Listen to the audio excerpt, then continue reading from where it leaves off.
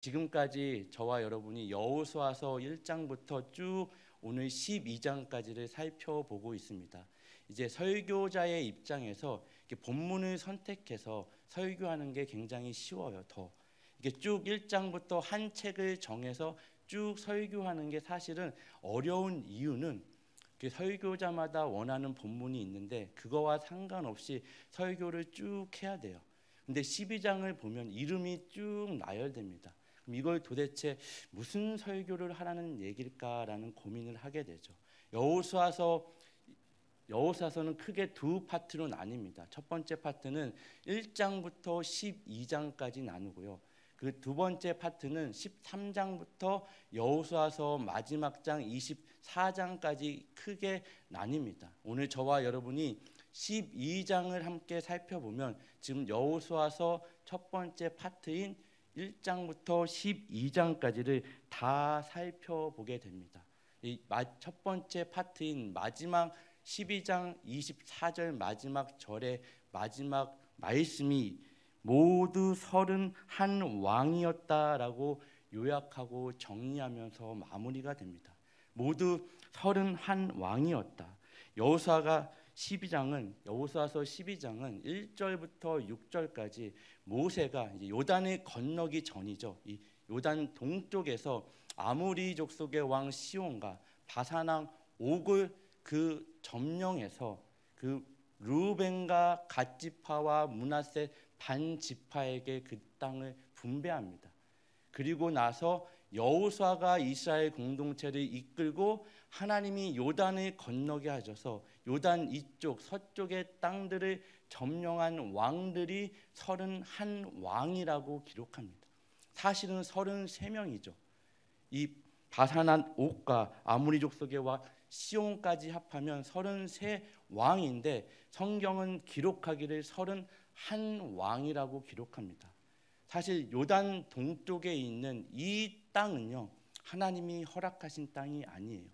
르우벤과 므낫세와 그 갓지파가 보기에 좋았던 거죠. 그래서 그들이 얻어냅니다. 그래서 하나님이 거기에 들어가지 않아요. 사람이 보기에 좋은 땅이기 때문에 그 하나님이 허락하신 땅이 아닙니다. 어쨌든 마무리는 31명의 왕이 진멸당한 것으로 기록을 마무리합니다. 여러분 성경을 읽다 보면은 창세기부터 사람의 이름들이 쭉 기록되는 족보가 등장합니다.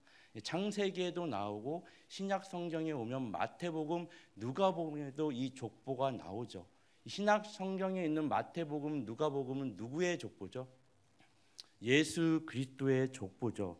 오늘 여호수아서 12장에 기록된 31명의 왕들은 사실 여호수아서를 쭉 읽어보면 그 전에 기록이 됐나요? 안 됐나요? 다 기록된 왕들이죠. 근데 중요한 것은 지금 이들이 어디에 기록되어져 있죠? 진멸당한 목록에, 죽임당한 목록에 지금 기록되어져 있습니다.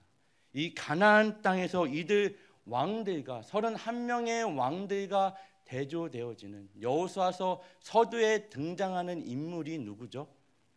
다 잊어버리셨지만 라합이죠. 기억나시나요? 그 라합이 이들과 대조됩니다. 여러분 마태복음 1장은 예수님 족보 이전의 왕의 족보입니다. 그 마태복음 1장 4절부터 6절 말씀을 보면 람은 아비나답을 낳고 아비나답은 나손을 낳고 나손은 살몬을 낳고 살몬은 라합에게서 보아스를 낳고 보아스는 르색에서 오벳을 낳고 오벳은 이새를 낳고 이새는 다윗 왕을 낳으니라. 누구를 낳고 거기에 들어가는 인물이 라합이에요. 그리고 다 이름이 기록됐는데 다윗은 왕이라고 기록합니다. 지금 뭘 대조하고 있죠? 31명의 왕, 가나안 땅에 진멸받을 수밖에 없었던, 죽을 수밖에 없는 그들이 지금 다윗 왕과 대조되는 거죠. 사실 이 라합은 뭐예요? 라합도 사실은 진멸의 대상, 죽음의 대상이었죠. 라합의 여호수아 초반에 등장시킨 이유는 구원받을 수 없는, 아무런 조건 없는 인생이, 아니 원래는 진멸의 대상이었고 죽을 수밖에 없는 인생이 이렇게 구원받는 거, 이게 구원이라고 가르치기 위해서 성경에 여호수아서 초반에 라합이 등장합니다. 구원이 무엇인지를 가장 대표적으로 드러내는 인물이 이게 라합인 거예요. 라합을 통해서 알 수 있었던 것은, 이런 대조를 통해 여호수아서를 통해 끊임없이 우리에게 이야기하는 것은 순종이냐 불순종이냐, 진멸당하는 심판이냐 생명으로 들어가는 구원이냐, 지금 이걸 이야기합니다.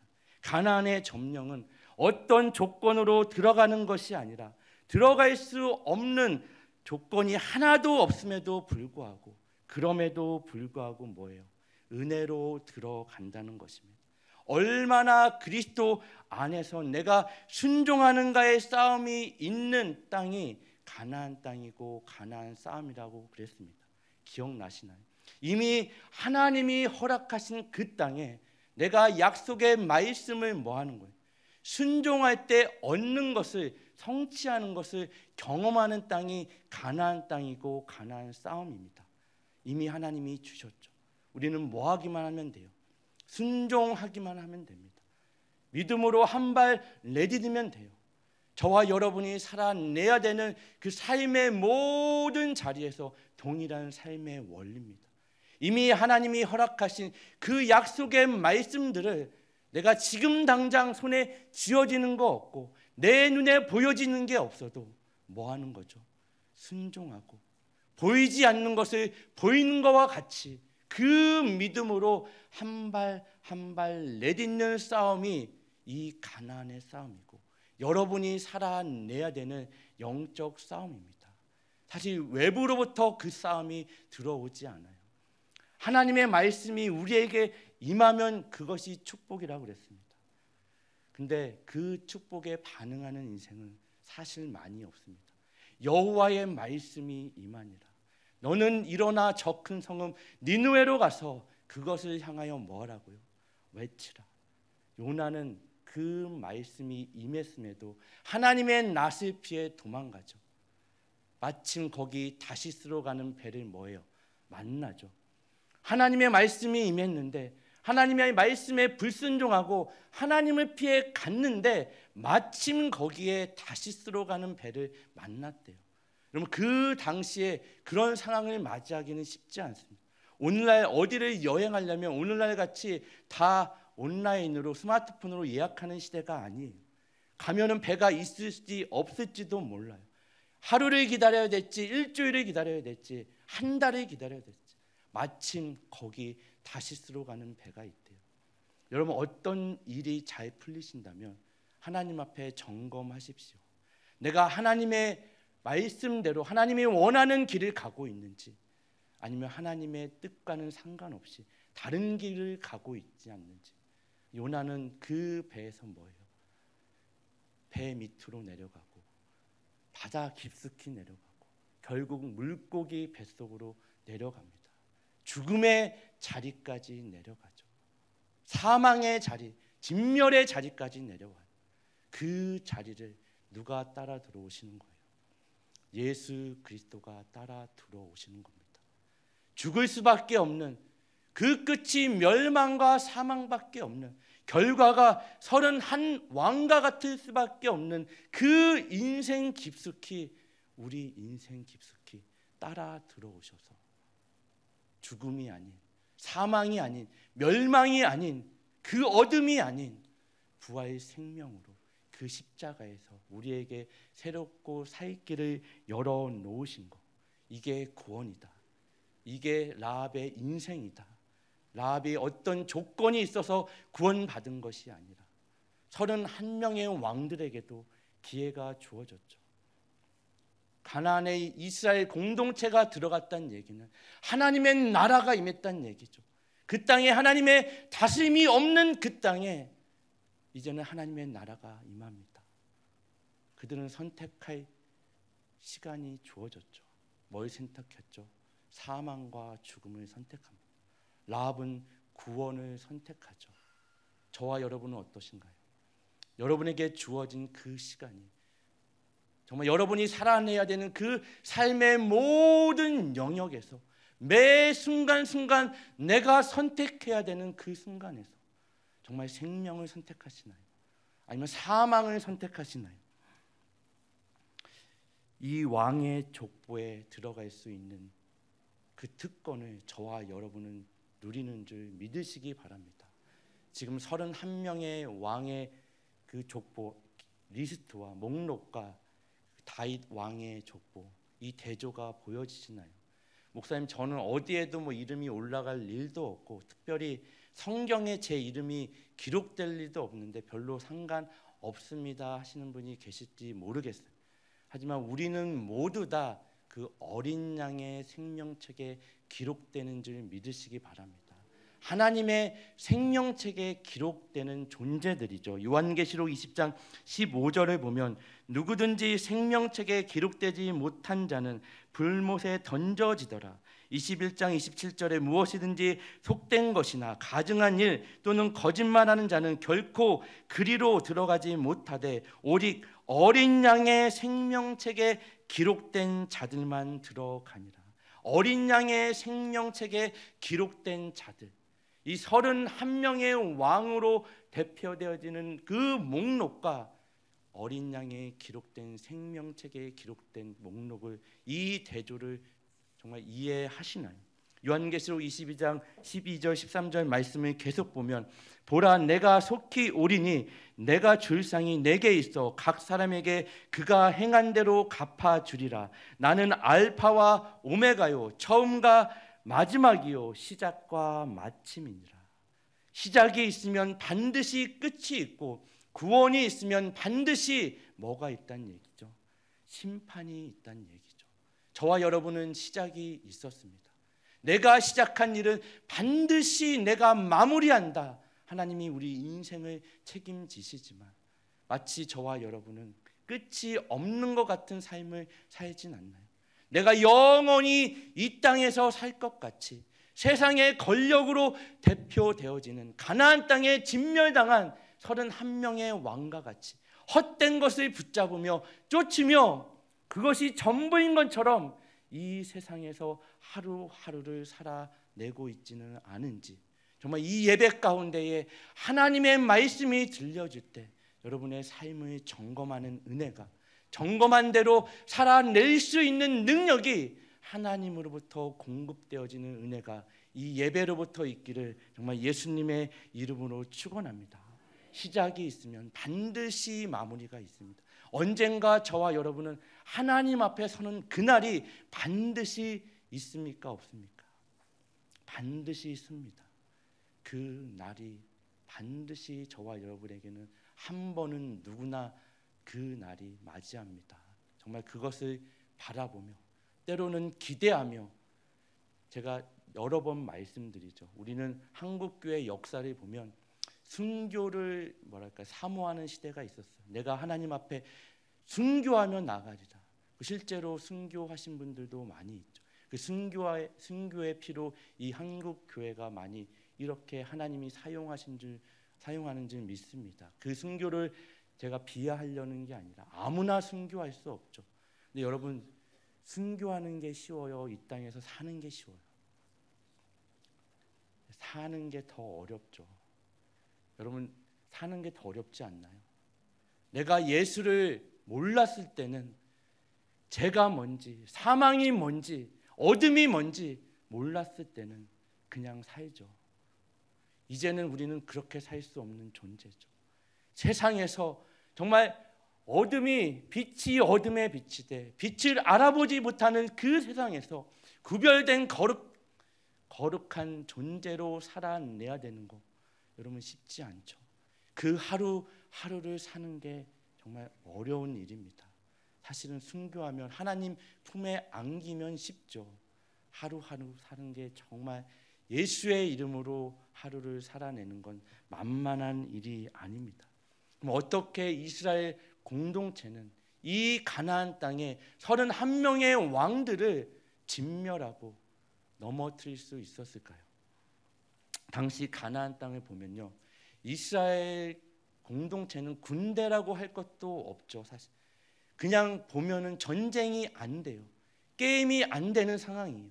가나안의 족속들은 이스라엘이 보기에도 거대했어요. 그들의 수가 바다의 모래와도 같았고 숫자적으로도 비교도 안 되고 말과 병거를 가지고 여리고와 같은 강한 성읍들을 소유하고 강한 용사들이었죠. 그냥 싸우면 게임이 될까요? 강야 40년 동안 거지와 같은 몰골로 험리스와 같은 그들이, 제대로 된 무기 하나 없는 그들이 그냥 싸우면 이길 수 있을까요? 근데 어떻게 이스라엘 공동체는 이 가나안 족속의 31명의 왕들을 진멸하고 넘어뜨릴 수 있었을까요? 이런 모세와 여호수아가 하나님 앞에 의심하고 두려워할 때 하나님은 이들에게 애굽을 이길 군대를 주지 않으셨어요. 가나안 족속과 대적할 군사력을 그들에게 주지 않으셨어요. 하나님이 뭘 주셨죠? 하나님의 약속의 말씀을 주십니다. 모세와 여호수아가 두려움에 떨고 의심할 때 다른 걸 주지 않으셨어요. 하나님의 약속의 말씀을 주십니다. 여호수아서 1장으로 우리 돌아가서 1절 5절 말씀에 여호와의 종 모세가 죽은 후에 여호와께서 모세의 수종자 눈의 아들 여호수아에게 말씀하여 이르시되 내 종 모세가 죽었으니 이제 너는 이 모든 백성과 더불어 일어나 이 요단을 건너 내가 그들 곧 이스라엘 자손에게 주는 그 땅으로 가라. 내가 모세에게 말한 바와 같이 너의 발바닥으로 밟는 것은 모두 내가 너희에게 주었노니 곧 강야와 이 레바논에서부터 큰 강 곧 유브라데 강까지 해쪽 속의 온 땅과 또 해지는 쪽 대해까지 너희의 영토가 되리라. 내 평생에 너를 능히 대적할 자가 없으리니 내가 모세와 함께 있었던 것 같이 너와 함께 있을 것임이라. 내가 너를 떠나지 아니하며 버리지 아니하리니. 아멘. 이 말씀을 요약하면 뭐예요? 모세와 여호수아에게 하나님이 주신 약속의 말씀이 뭐죠? 내가 너희와 함께 할 거야. 내가 너와 함께 할 거야. 떠나지도 버리지도 않을 거야. 이게 하나님이 주신 약속의 말씀입니다. 이스라엘 백성들이 31명의 가나안 왕들을 진멸하고 넘어뜨릴 수 있었던 근거와 이유는 이 하나님의 약속의 말씀이죠. 그럼 이 하나님의 약속의 말씀이 정말 모세와 여호수아에게만 주어졌나요? 그럼 마태복음 신약으로 와서 28장 20절 말씀을 보면 내가 너희에게 분부한 모든 것을 가르쳐 지키게 하라. 볼지어라 내가 세상 끝날까지 뭐 한다고요? 너희와 함께 할지니라. 내가 세상 끝날까지 너희와 항상 함께 있으리라 하시니라. 이 약속은 신약 시대를 살고 있는 저와 여러분에게 동일하게 주어진 약속의 말씀인 줄 믿으시기 바랍니다. 살아계신 하나님의 약속의 말씀, 저와 여러분이 살아내야 되는 마치 가나안 족속과 같이 그 권력과 같이 31명의 왕과 같이 여러분의 삶의 영역을 사로잡고 있는 것들이 있습니까? 내가 교회 1년 다니고 5년 다니고 10년 평생을 다니고 심지어 장로 직분을 받고 목사라는 타이틀을 가졌어도 내 삶의 영역에서 여전히 하나님의 다스림이 아닌 진멸해야 될 것들을 진멸하지 못하고 31명의 왕이 떡 버티고 있는 인생이라면 이 하나님의 약속의 말씀을 믿거나 붙잡거나 말씀대로 이끌리며 살아내는 인생이 아니죠. 여러분의 삶의 영역에서 어떤 부분에 이 말씀이 부딪힘이 있다면 말씀에 순종하는 은혜가 있기를, 그로 인해 여러분의 삶의 영역이 온전히 하나님 앞에 진멸당해 올려지는 은혜가 있기를 정말 예수님의 이름으로 축원합니다. 용서하는 영역, 사랑하는 영역, 성경에서 우리에게 말하는 그 모든 영역, 여러분 용서하기 쉽지 않죠. 예수님이 용서를 어떻게 하라고 우리에게 가르치시죠? 7번 70번이라도 7번 7번이라도 490번 용서하라는 이야기는 각기 다른 어떤 사건들을 490번 용서하라는 이야기가 아니에요. 한 가지. 여러분 용서한 경험이 있으신가요? 어떤 사람을 내가 용서하면요, 용서한 것 같은데 하루만 지나도 다시금 내 안에 미움이 올라와요. 그 어떤 분함과 복수심이 올라와요. 또 한 주가 지나면 다시 용서가 안 돼요. 이걸 490번 매일매일 끊임없이 해야 된다는 말씀입니다. 이러한 하나님의 말씀에 다스리는 영역이 계신가요? 아니면 여전히 하나님의 말씀과는 상관없이 하나님, 저는 그렇게 못해요, 용서가 안 돼요, 사랑이 안 돼요, 하나님의 말씀에 순종할 수가 없어요. 여전히 가나안의 31명의 왕들과 같이 내 삶이 그들의 권력에 짓눌려 짓밟혀 있습니다. 이 시간 이 예배 가운데 하나님의 이 약속의 말씀을 붙잡고 쉽지 않죠. 예수의 이름으로, 예수의 보혈로, 예수의 능력으로 그 한 명의 왕들을 하나하나 무너뜨리는 그 은혜가 여러분 매일의 일상에서 경험되기를 예수님의 이름으로 축원합니다. 하나님의 이 선하신, 이 신실하신 말씀의 약속, 우리는 하나님의 보여준 것을 사실 보기보다는 보여주지 않은 것에 관심을 가질 때가 많아요. 제가 지난 금요일에도 얘기를 드렸지만 제 첫째가 이제 하엘이, 이름이 하엘입니다. 그러니까 어릴 때 저한테 와서 두 손에 뭘 숨기고 제 앞에 와요. 뭐 저는 뭘 숨기고 왔는지 알죠. 저한테 물어보죠. 아빠 여기 뭐 있는지 알아? 이렇게 뭐가 있는데 물어보면 뭐라고 하는지 아세요? 비밀 그래요. 안 보여주죠. 뭐 압니다. 하나님이 우리에게 보여주지 않은 영역이 있어요. 자꾸 우리는 보여주지 않은 것을 자꾸 보려고 그래요. 하나님이 우리에게 자, 이 안에 내가 너희를 향한 이러한 거대한 거룩한 뜻이 있어. 자, 보여줄게 하고 이렇게 보여준 게 뭐죠? 계시죠. 하나님의 말씀입니다. 근데 사실 하나님이 우리에게 보여준 것도 우리는 다 알아듣지 못해요. 다 이해하지 못해요. 인간의 언어로 하나님이 우리에게 말씀하시니까 한계가 있어요.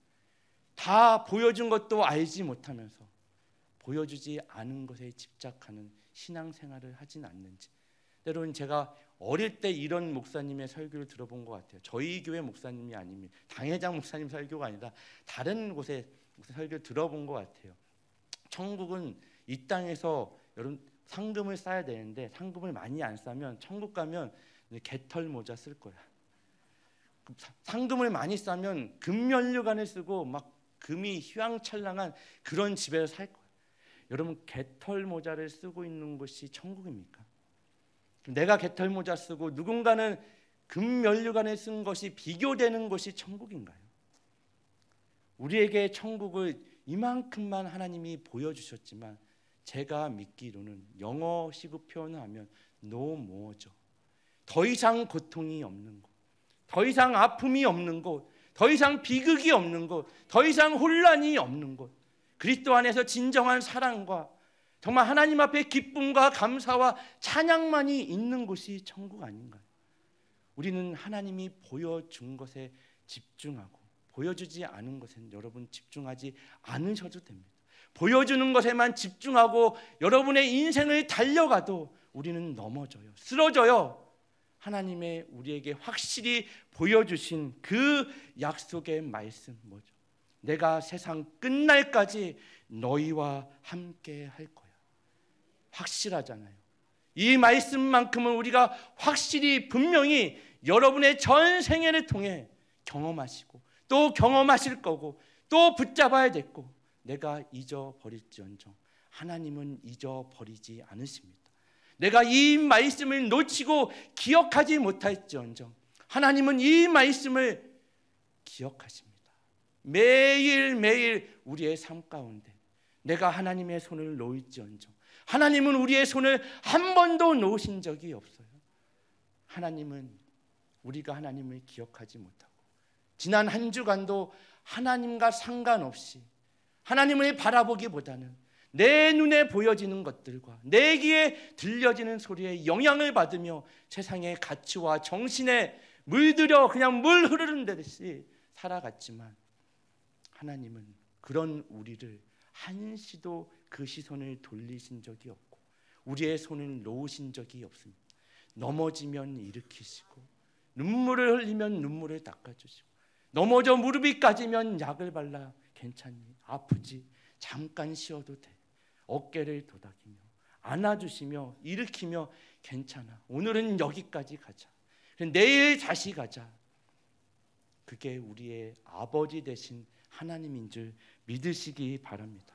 모세가 미디안 광야에서 하나님께 부름을 받습니다. 그 미디안 광야 40년의 시간이 흘러 하나님이 모세를 부르시죠.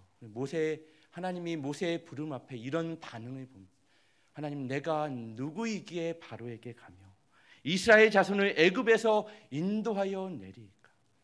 하나님, 내가 누구간데 바로에게 가서 이 이스라엘 백성을 애굽에서 인도하리까라는 말씀은 사실 하나님께 이런 얘기하는 거예요. 하나님, 내가 애굽의 왕자로 있을 때, 뭔가 힘이 있을 것 같을 때, 젊었을 때 뭘 하려고 할 때는 침묵하시고 안 계시다가 이제 다 늙어버리고 아무것도 없는 미디안 광야에 40년 동안 허송세월을 보낸 나에게 찾아오셔서 지금 뭐 하시는 거예요? 이 얘기하는 거예요. 우리식으로 하나님 이게 뭐예요? 하나님의 일하심의 방식이 정말 이건가요? 납득이 안 가죠. 이해가 안 가죠. 내가 뭔가 하나님 앞에 열심을 가지고 뭔가 할 수 있을 것 같을 때는 하나님 침묵하시죠. 뭔가 내 손에 쥐어져서 이거 가지고 하나님의 영광을 위해 내가 세상에 나가 뭔가 해보리라 할 때는 하나님 반응하지 않으세요. 침묵하십니다. 다 시간이 지나 이제는 원망과 불평도 사라져서 체념의 자리에 놓여있는 그 인생이 될 대로 되라. 여러분, 우리 신앙생활하면서 가장 무서운 게 뭔지 아세요? 체념입니다. 이제는 원망과 불평도 나오지 않아요. 모세는 미디안 광야 40년의 시간을 통해 하나님 앞에 원망도 하고 불평도 하고 분노도 느끼고 증오도 느끼고 좌절도 하고 인간이 느낄 수 있는 모든 감정을 다 느끼다가 결국엔 뭐하죠? 체념합니다.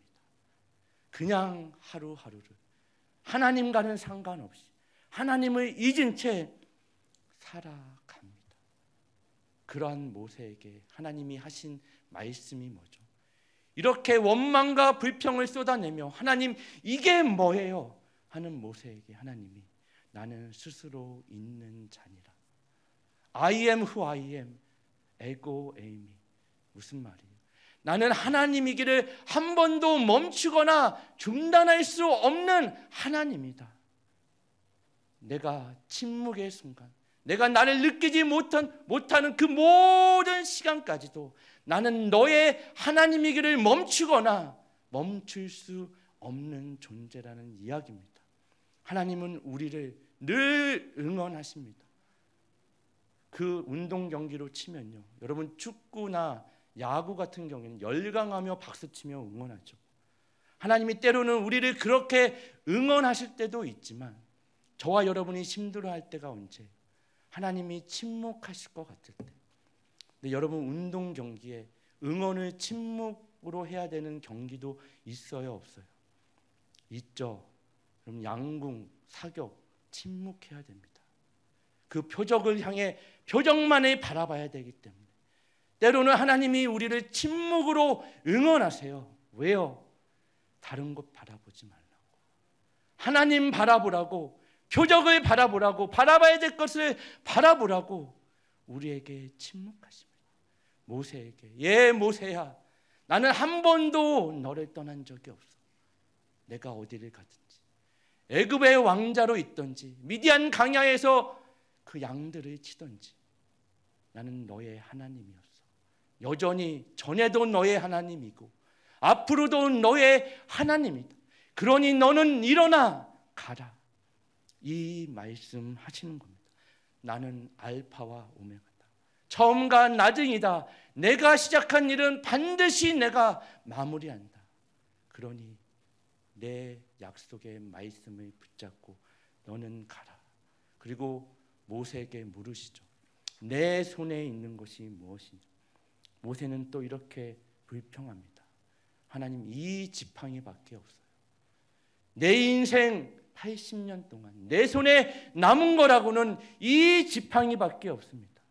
우리는 자꾸 그 모세의 지팡이에 집중해요. 거기에 능력이 있는 줄 알아요. 모세가 손에 지팡이가 없어도 괜찮다. 하나님이 뭐라고 그러죠? 가라. 일어나 가라. 하나님, 내 손에 지팡이밖에 없어요. 괜찮다, 가라. 지팡이가 없어도 괜찮아. 내가 너와 함께한다. 이게 저와 여러분에게 늘 매일매일 여러분의 일상에서 우리에게 하시는 하나님의 약속의 말씀인 줄 믿으시기 바랍니다. 모세는 결국 하나님께 항복하는 자리까지 나가죠. 모세는 처음에 어쩔 수 없이 가요. 하나님이 가라니까. 애굽의 10가지 재앙을 통해 누가 항복했죠? 바로와 애굽은 항복하지 않아요. 살아계신 하나님의 말씀에 그 장자의 죽음을 보고도, 유월절에 그 은혜를 경험하고도 이 세상은 하나님의 말씀에 굴복하지 않아요. 누가 굴복해요? 모세와 저와 여러분이 굴복하죠. 그 모세가 이 자리까지 나갑니다. 너희는 가만히 서서 오늘 너희를 위하여 하나님이 행하시는 구원을 보라. 출애굽기 14장 13절 14절에 모세가 백성에게 이르되 너희는 두려워하지 말고 가만히 서서 여호와께서 오늘 너희를 위하여 행하시는 구원을 보라. 너희가 오늘 본 애굽 사람을 가나안의 30 왕과 같이 영원히 다시 보지 못하리라. 여호와께서 너희를 위하여 싸우시리니 너희는 가만히 있을지니라. 하나님이 우리와 함께 하시고 우리의 대적을 우리를 대신해서 뭐 하신다고요? 싸우시고 물리치시고 우리에게 그 승리를 허락하신다고 말씀하십니다. 이 말씀의 약속을 붙잡는 저와 여러분이 되기를 소원합니다. 하나님이 오늘 저에게 물으세요. 여러분에게 물으세요. 종민아, 내 손에 있는 것이 무엇이니? 하나님, 이 지팡이밖에 없습니다. 아니, 정말 내 손에 아무것도 없습니다. 하나님이 뭐라고 말씀하시죠? 괜찮다. 일어나라. 가라. 내 손에 아무 것이 없어도 괜찮아. 내가 너와 함께 할 거야. 내가 있는 인생은 전부를 소유한 인생이다. 아무리 모세의 손에 그 지팡이가 아니라 그 어떤 뛰어난 것이 있어도 하나님이 없는 인생은 아무것도 없는 인생이죠. 모세의 손에 지팡이밖에 없어도, 아니 아무 것이 없어도 하나님이 함께 하시는 인생은 모든 것을 소유하며 넉넉히 그 삶에 주어지는 싸움에서 승리하는, 구원받는 인생인 줄 믿으시길 정말 예수님의 이름으로 축원합니다. 저 여러분 손에 무엇이 있습니까?